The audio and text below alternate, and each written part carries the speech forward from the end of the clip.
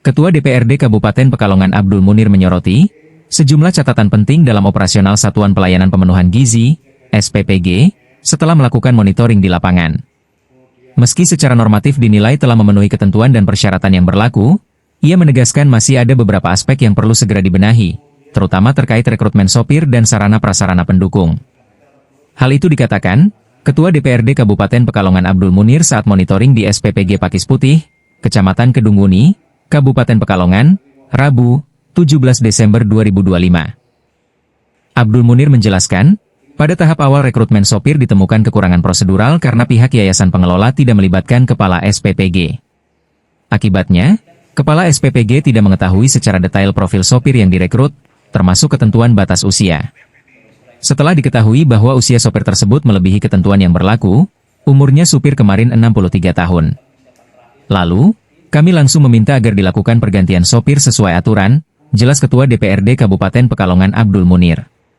Selain persoalan sumber daya manusia, Abdul Munir juga menekankan pentingnya penataan sarana dan prasarana SPPG agar mendukung operasional secara optimal.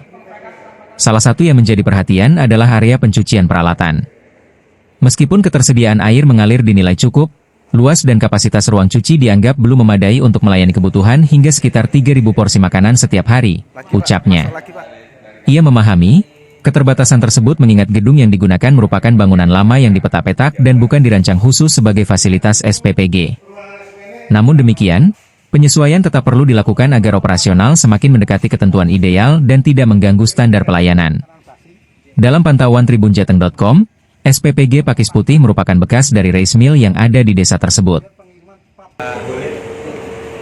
SPPG Pakis Putih ini berdasarkan monitor kami normatifnya masuk, sudah memenuhi ketentuan-ketentuan persyaratan, baik itu ahli gizi, struktur yang lain sudah terpenuhi. Hanya memang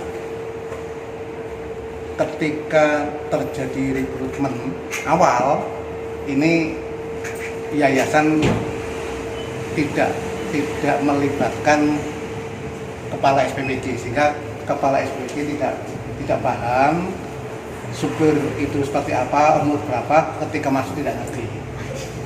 Tetapi kemudian setelah disadari bahwa usia supir ini melebihi ketentuan, diambil tindakan, saya perintahkan, saya minta agar segera diganti yang sesuai dengan ketentuan.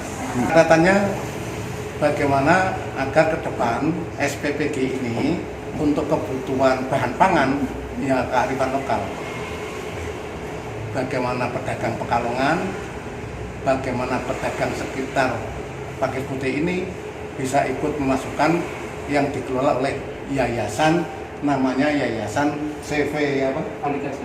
Ya. Berarti selama ini ngambil dari luar daerah, Pak?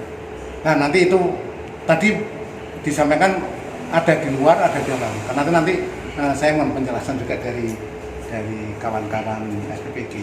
Tapi saya minta, saya berharap bagaimana sesuai dengan ketentuan bahwa MBG ini, SPPG ini tidak saja meningkatkan gizi, tapi ada dampak ekonomi terhadap kegiatan masyarakat lokal. Ya, kalau ukuran luas, kemudian air mengalir, ya. Tapi kalau luas, saya pikir memang kurang luas untuk tempat, sehingga daya tampung, kapasitas ruang cuci untuk 3.000 ini menurut saya ya kurang representatif.